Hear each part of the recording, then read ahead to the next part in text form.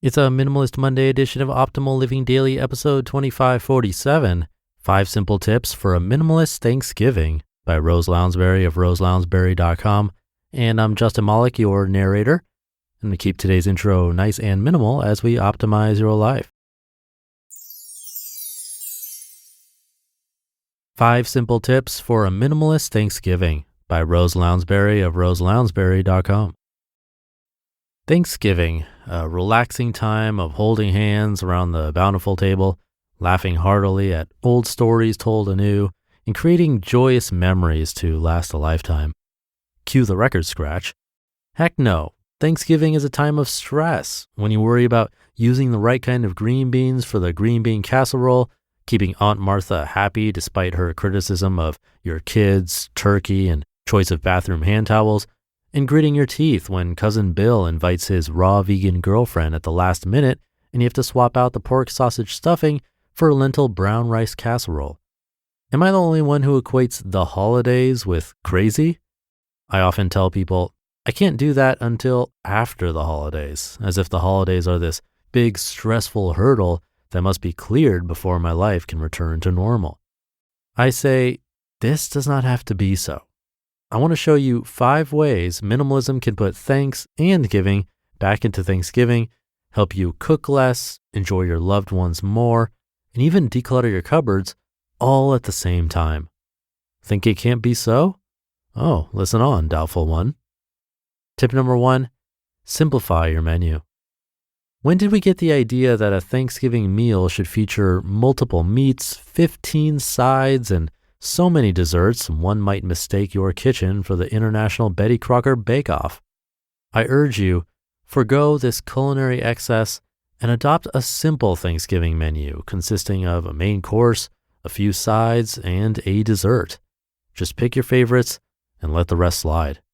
For me, a menu of Thanksgiving faves would look like this: turkey, mashed potatoes, stuffing, green bean casserole, pumpkin pie, and done. Tip number 2, potluck. No one should be stuck in the kitchen all day on Thanksgiving. Let me suggest a wild alternative. Only cook one thing on Thanksgiving Day. Yep, ask your guests to bring the rest or buy it at the store. Give yourself a break and you can actually enjoy those guests instead of slaving over a hot stove. The only exception to this is if you actually enjoy cooking that big meal all by yourself. If you love it, by all means do it. And invite me over for next day leftovers, please. Tip number 3, assign jobs for prep and cleanup. Just like no one should spend all Thanksgiving Day cooking alone, no one should prep or clean up alone. Guests want to help, but they need direction. And it's really hard to give direction when you're cooking 10 things in a kitchen full of slightly tipsy relatives who are all trying to help. A few days before Thanksgiving, get a piece of poster board and write down all the prep and cleanup jobs, from ironing the tablecloth and making place cards to doing the dishes and boxing up leftovers.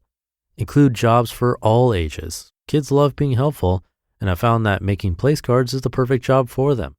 You can also team up kids with older relatives to foster some intergenerational learning.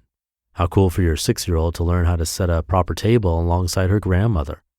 Assign each guest a job or 2. Or let them pick, depending on how nice you're feeling. Tip number 4, declutter your cupboards. Before you right and skip this step, let me explain why Thanksgiving is the perfect time to declutter your cupboards. This is the one time of year that you have a house full of folks and use more dishes than ever, right? Well then, that also means it's the perfect time to see how many dishes you actually need. I'm talking to you, baby boomers, with a hutch full of china and special occasion dishes. I love you, but you need to hear me out on this one. A few days before Thanksgiving, take out all the dishes you plan to use. Then see what's left in that hutch. Those guys need to go. Take them out, box them up, and assign each box a number depending on how many guests you will have. When your guests arrive, let them each choose a set of dishes, or draw numbers, or have a white elephant, or hire a WWE referee and let your daughters-in-law duke it out for that butter dish. The point is, the dishes go and your guests usher them kindly to the door. Please alert your guests ahead of time and let them know that these dishes are gifts, not obligations. If they can't use them, they're welcome to pass them along to someone who can. And if you can't give the dishes this way, I recommend you don't give them at all. Nobody likes receiving gifts with strings attached. And tip number 5, come up with an alternative Black Friday activity. It should come as no surprise that minimalists aren't big fans of Black Friday. Even though much of it is online nowadays, I still think we would feel more thankful on this holiday if we thought less about how much we could save on a new TV and more about how we could spend some queue time with our loved ones. Some ideas: take a family hike, host a board game marathon, volunteer to clean up an elderly neighbor's yard, do karaoke. The possibilities are endless. None of them involve spending your hard-earned cash, and all of them are guaranteed to make you feel thankful for another year of tromping around on this earth with those people you love. All right, y'all, that's all I've got, but I'll leave you with this. Let's make 2022 the year the holidays aren't crazy, but a time of actual joy and giving, of being thankful for what we've got and not sweating the small details. I wish you joy, peace, and as much pumpkin pie as you can eat. You just listened to the post titled 5 Simple Tips for a Minimalist Thanksgiving by Rose Lounsbury of roselounsbury.com. Thank you to Rose, always entertaining. Now there's somewhere around a 30% chance that you as a listener of this show don't even celebrate Thanksgiving. And in that case, you can apply this to pretty much any holiday of your choice.